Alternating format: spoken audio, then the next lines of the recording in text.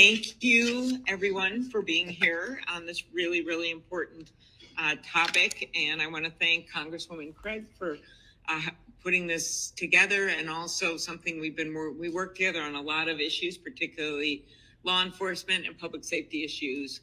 And I can't think of anything more important than this right now. So I want to thank Congresswoman Craig, as well as Hastings Mayor Mary Fassbender for being here and her work, Hastings Police Chief David Wilski, and all of our law enforcement heroes, some of whom are standing in the back, to put their lives on the line every day to keep us safe. They're doing some of the most dangerous and essential work out there. I also want to thank Bridget, Tom, and Kate Noring for joining us to share Devin's story. Bridget has been out there. I know many of the members of the press actually have interviewed her, know her well, and she's not been an advocate only in Minnesota. She's also been an advocate in our nation for getting things done when it comes to fentanyl.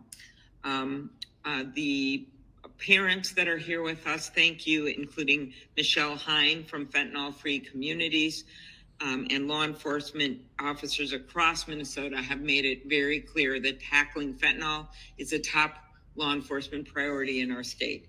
Fentanyl is involved in 92% of all opioid deaths in our state. Think about that. Think about just maybe a decade ago when we were meeting with doctors and dentists about prescription opioids and how people were ODing on them, or they were getting addicted because of them.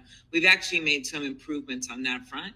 But now here we are with 92% of all opioid deaths, fentanyl. Just last month, police in Rochester seized at least 7,000 fentanyl pills. Earlier this year, Minnesota's U.S. Attorney Andy Lugar announced that law enforcement seized over 30,000 grams of fentanyl pills when they busted a Twin Cities drug ring. That's enough fentanyl in one bus to kill everyone in Minnesota more than 2 times over. That's the danger that we're talking about with this drug. These aren't just numbers. Every one of those pills could kill a daughter, a son, a brother, a sister, a neighbor. And we know kids are particularly vulnerable. Social media increases the risk of drug use among children and teens. And according to the DEA, a third of fentanyl cases investigated over a recent 5-month period had direct ties to social media. Now, we know this has got to be a full-out effort with the detection that we need at the border, more order at the border. We know where a lot of this stuff is coming from. We also know this means law enforcement. I'm working the cases in our own communities, but you can't fix this unless you also fix what's going on social media, because that is the source of where a lot of the kids particularly are getting these drugs. That's their contact. It's not necessarily that they see a drug dealer on a street corner. They may arrange a meet to get the drug, but basically they're hearing about it or it's being advertised on social media. You think about Devin Noring, who is struggling with migraines and bought what he thought was a Percocet over Snapchat to deal with the pain. So a lot of this is kids or adults thinking they're getting one drug and then it's laced with fentanyl. Why would drug cartels do that? Well, they want to get people more addicted so they come back. Do some people die, sadly, tragically, like Devin? Yes, but then they just move on because they're not on the street corner. It used to be that was bad for business. They're invisible on the internet. They're sites that can't be tracked. That is exactly what's going on. That Percocet, which wasn't really a Percocet, was laced with fentanyl and it killed him. He was only 19. When a Boeing plane lost a door mid-flight, nobody questioned the decision to ground a fleet of over 700 planes. We need to take the same kind of decisive action on social media's role in the fentanyl crisis, because we know that kids are dying.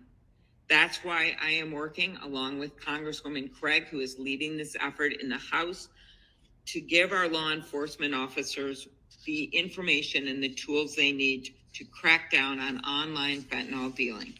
The bill we're talking about today is named for Devin Noring and Cooper Davis.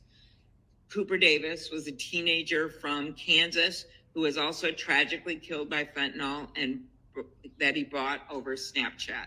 The Cooper Davis and Devin Noring Act requires social media companies to report illegal drug sales on their platforms to law enforcement, a critical tool for combating this deadly distribution of illegal drugs. So think about it. They don't even have a requirement to report that this stuff is being sold.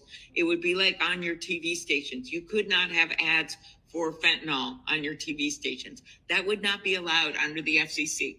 But on the internet, it's like the Wild West and there's no rules in place. Yet they have been fighting our efforts to outlaw this on the internet and make them report it to law enforcement so law enforcement can go after the cartels. There's been a minimal number of cases brought on this front by the feds and that or local and state. And that is simply because they don't even have the information they need to go after it or to ward it off to begin with. The bill in the Senate there were 6 of us that originally co-sponsored the bill.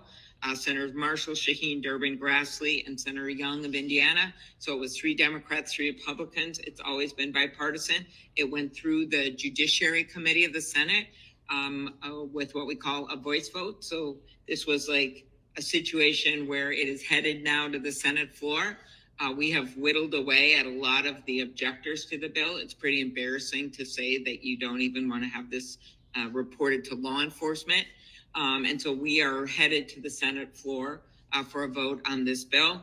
Congresswoman Craig is leading the charge in the House, and no one gets in the way of Angie Craig.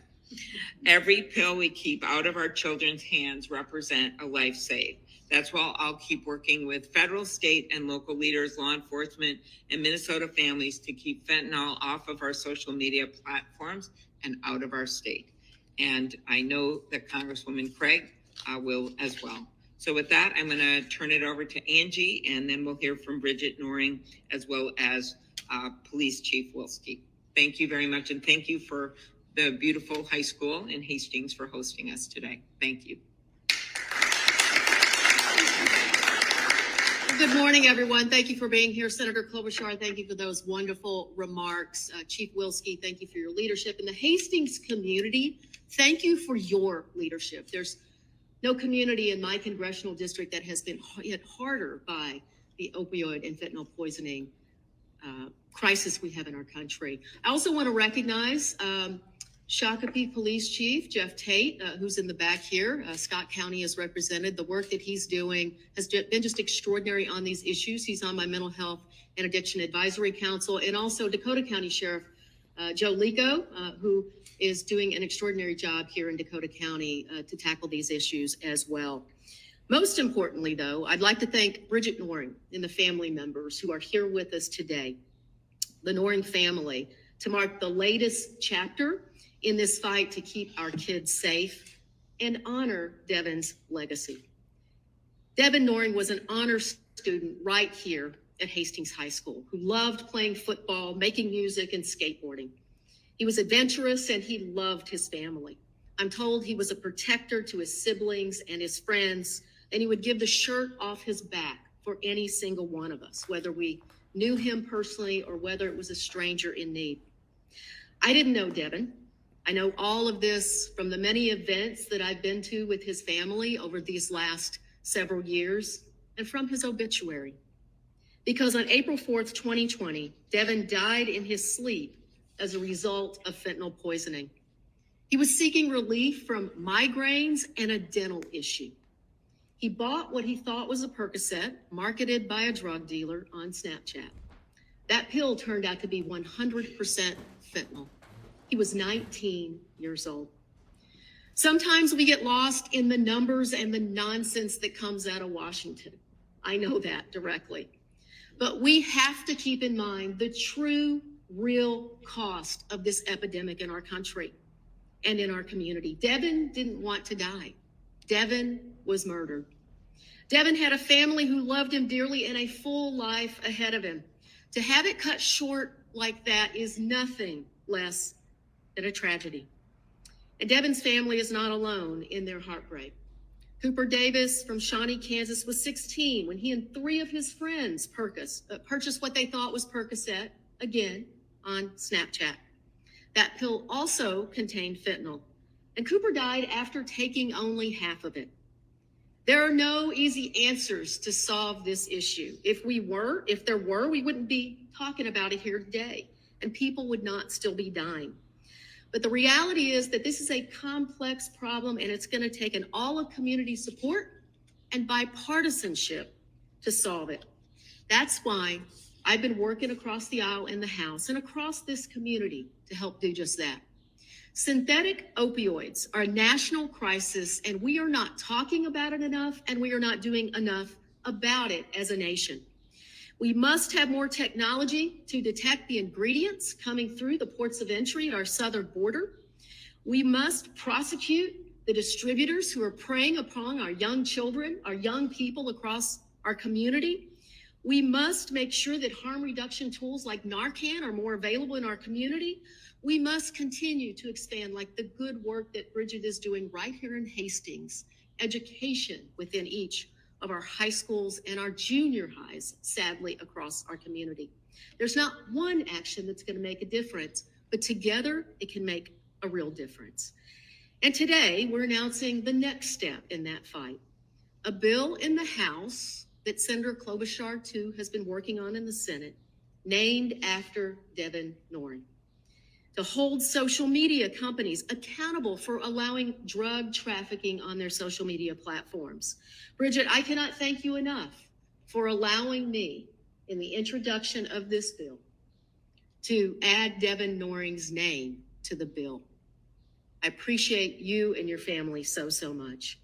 That bill will help local law enforcement counter the sale of illicit drugs. It creates civil and criminal penalties for those social platforms when they allow it. We owe this to Devin. We owe it to Cooper. We owe it to the law enforcement professionals who are working on the front line of this issue every single day. We owe it to the additional families standing up here on behalf of their loved ones. And we owe it to everyone who has a stake in this fight, and that is everyone in our community. Thank you again to Bridget and her family for your courageous leadership, and thank you so much to our Senator Amy Klobuchar, for help leading this charge in the Senate. I am so proud to be part of this effort to save lives, and together we will make a difference. With that, I'd love to introduce you to Bridget Norring, who is courageous and steadfast in trying to save lives, along the way honoring her son Devin in an amazing way through her work throughout our community. Bridget Norring.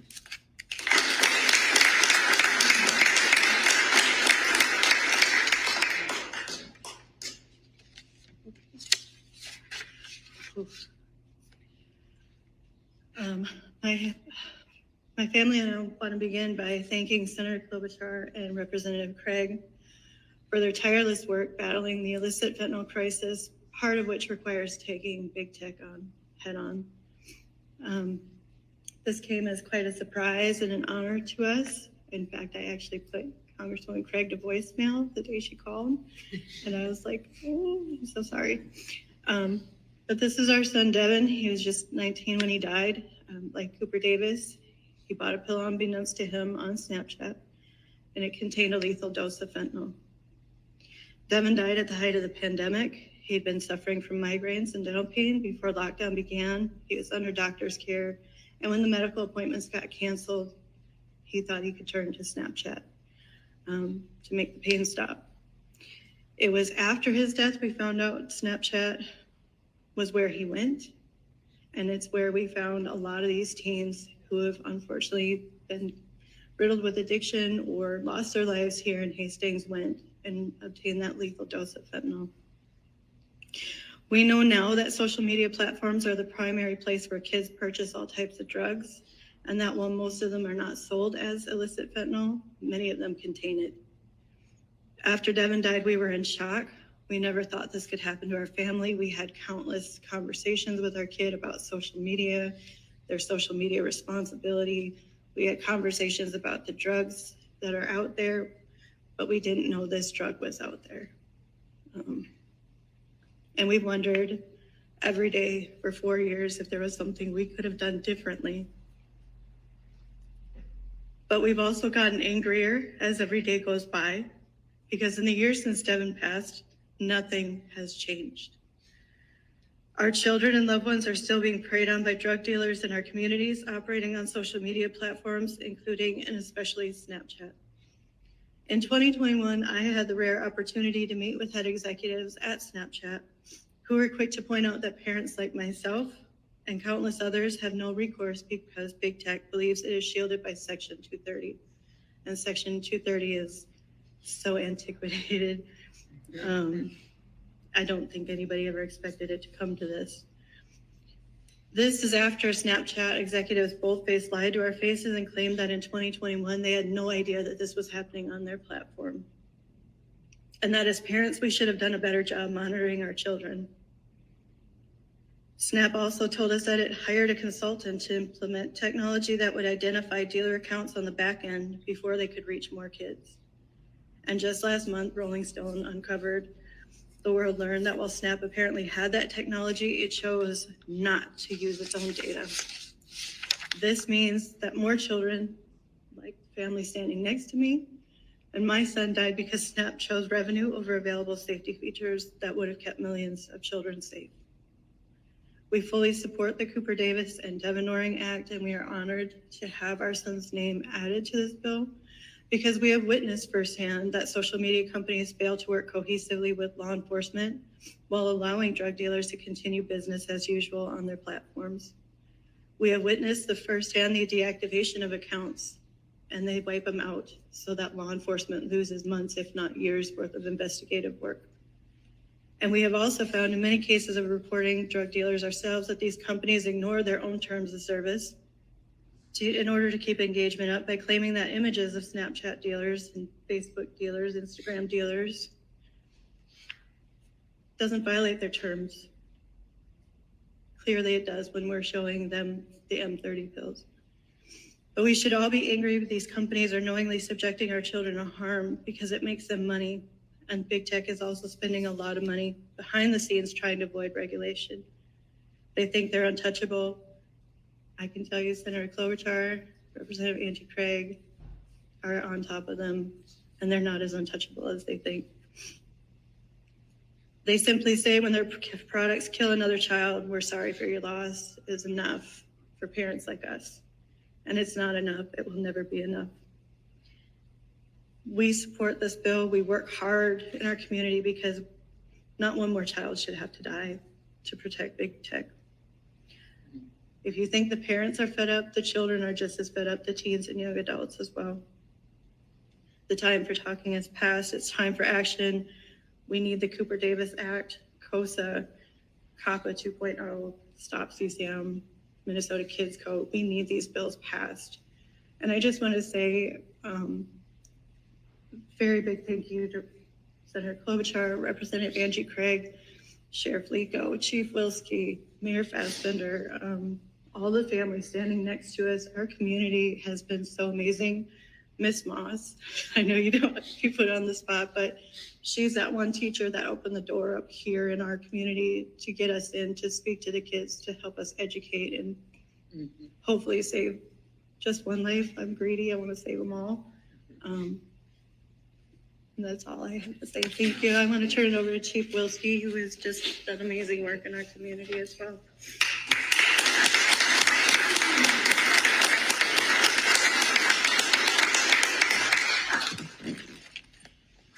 Good morning. My name is Dave Wilski. I am the Hastings Police Chief.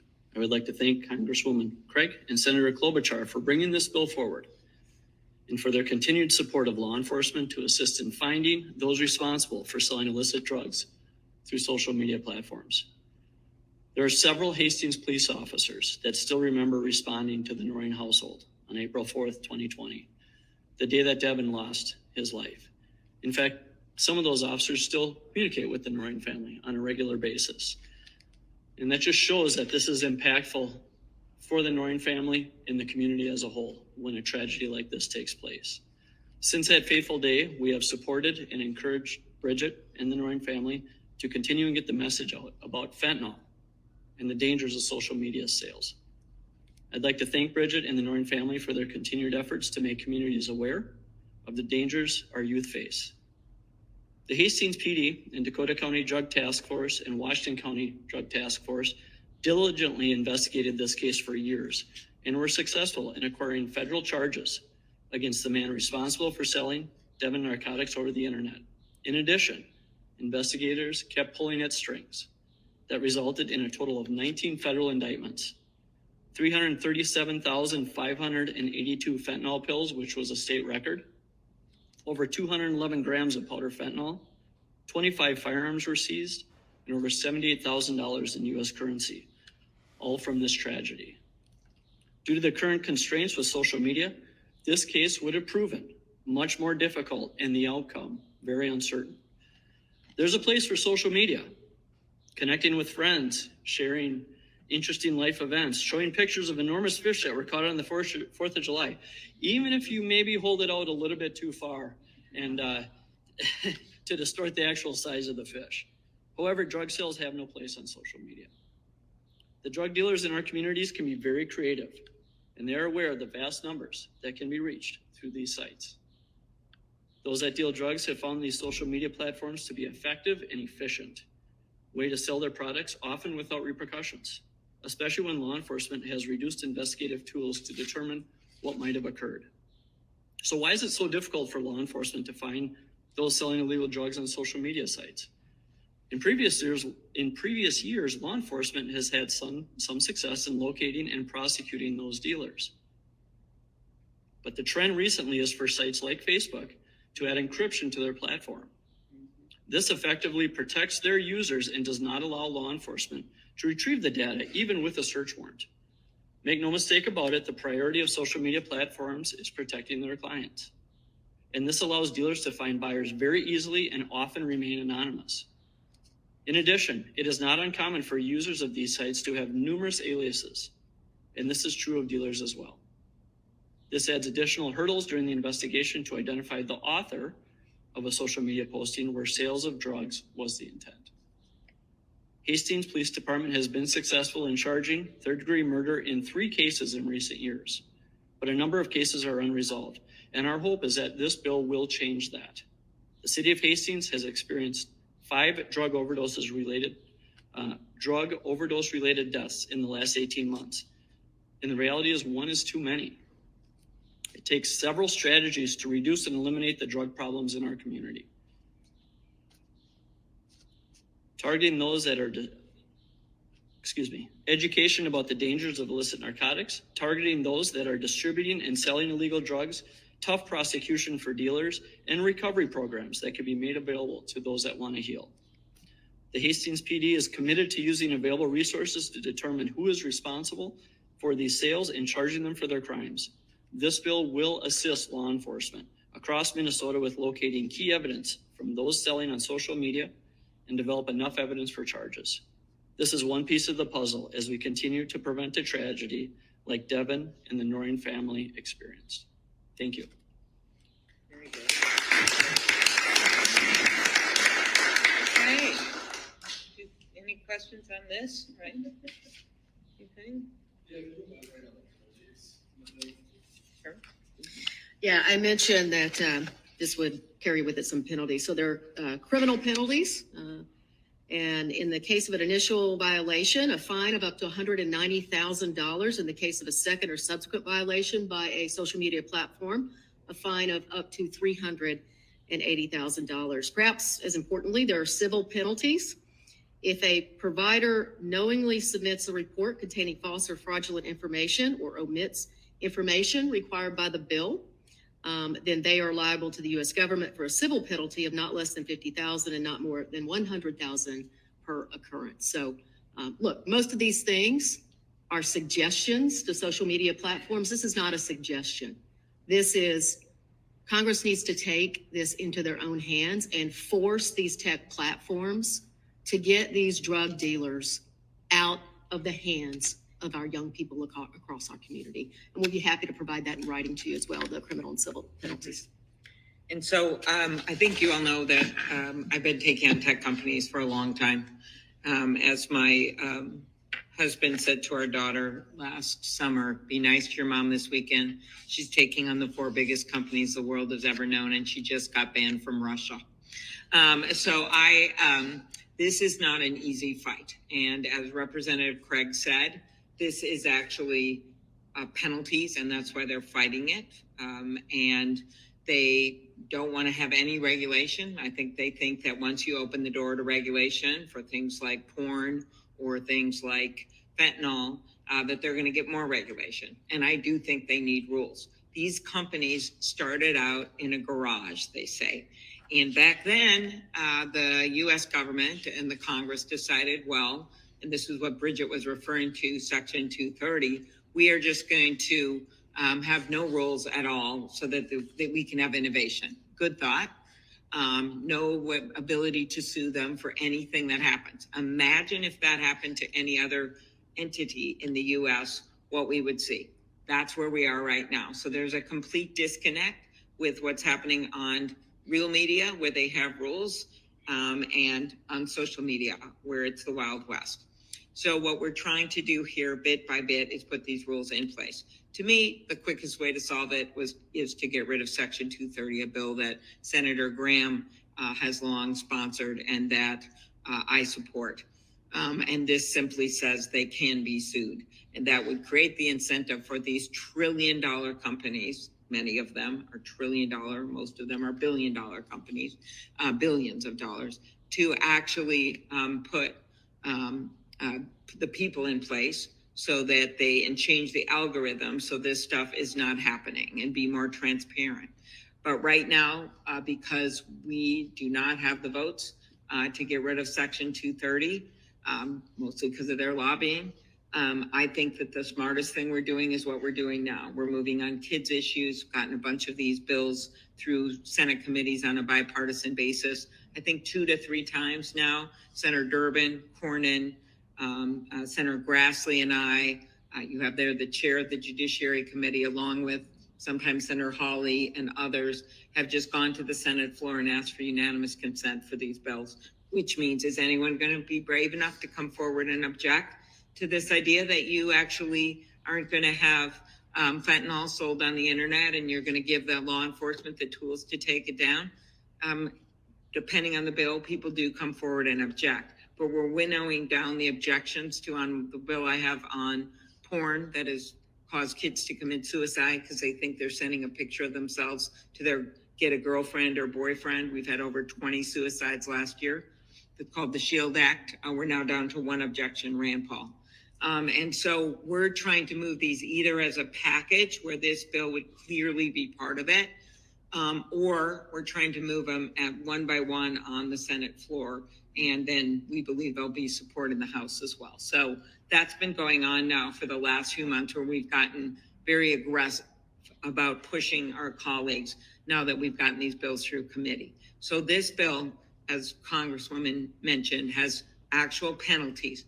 But mostly what's important to me is that it requires them to give this information to law enforcement. They know what's going on. In the words of the head of our drug enforcement agency, these are her words, not mine, the cartels in China and Mexico have harnessed the internet in our country. They've harnessed it because this is the best place for them to sell their killing drugs without getting caught. That's what's happening right now, and that's what we have to stop. And that's why this bill is so important.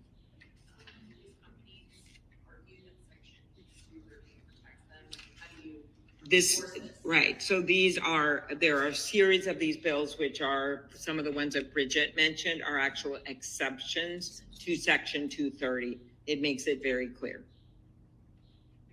When do you hope to have this voted on and move forward?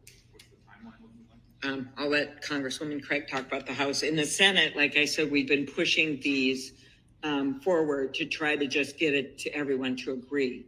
So then the House would most likely, because there'd be so much pressure, pass it. If that doesn't work, we're running out of time, honestly, of this year. And so there's AI legislation that may be moving that could actually exacerbate this situation with porn and with drugs. And so the hope is we would include these and bring these into an AI bill. I would just say in the House, obviously, we're going to be pushing this as a standalone bill, but looking for every opportunity to incorporate this into some other bill if we could do it faster.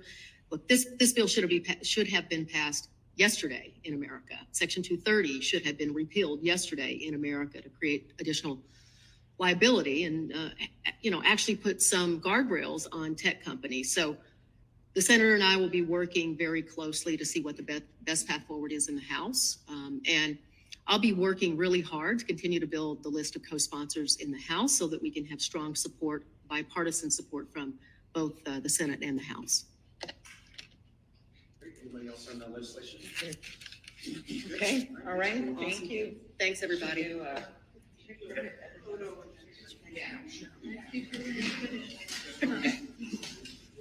Okay, thank you.